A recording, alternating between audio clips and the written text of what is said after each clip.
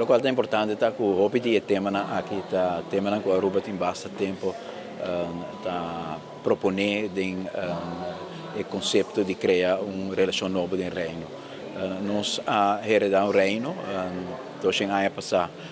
per motivo storico, 6 islas abbiano parte di una comunità europea e caribense e sei sempre pone reto grande arriba nós come paese per buscare una struttura statale in quale noi possiamo convivere con l'altro e per lograre avanzi per qualità di vita di nos gente. Nel contesto che può mirare storicamente sempre in un momento difficile, un momento di polarizzazione, un momento di confrontazione,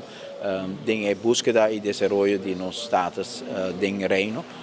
sempre il desiderio per il reino può funzionare e per sé, a pesar di tutte le tensioni che portato durante gli ultimi 2 anni, toch sempre a chiedere e busca una struttura che funziona, la nostra mira è valore aggregato importante também di trarre un concetto ampio che dà una sicurezza legale, che dà una stabilità, che dà una difesa, che dà un accesso nel mondo internazionale di una cooperazione con partner grandi che noi conosciamo questi 2 anni passati. E sei realmente il reto di conferenze qui perché da desarrollare cada vez struttura di comunicazione, struttura di cooperazione e struttura também come si pone il fondamento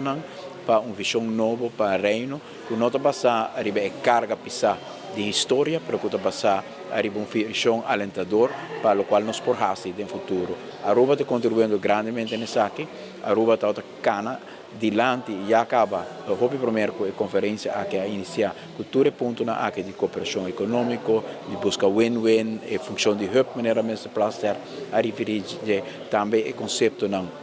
di conjunto nos può cuidare diritto alla discussione ciudadano, diritto di nos mucho conjunto nos può percurare per lo quale tratta e vulnerabilità di nostro paese chiquito, che sta e vangnet che può creare, tutte queste tema che AUE para central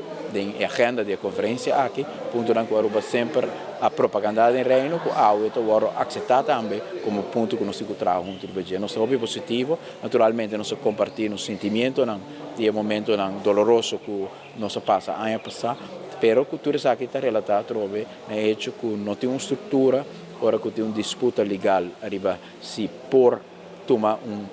tipo di decisione nel Consiglio di Reino, uno può ribe e sa che un logro importante che non sker per seguire avanzare, il Parlamento non accetta il concetto di una stessa regola, non si spera che il governo tambe, e sicuro di Hollanda, tambe per accettare il concetto di una stessa regola.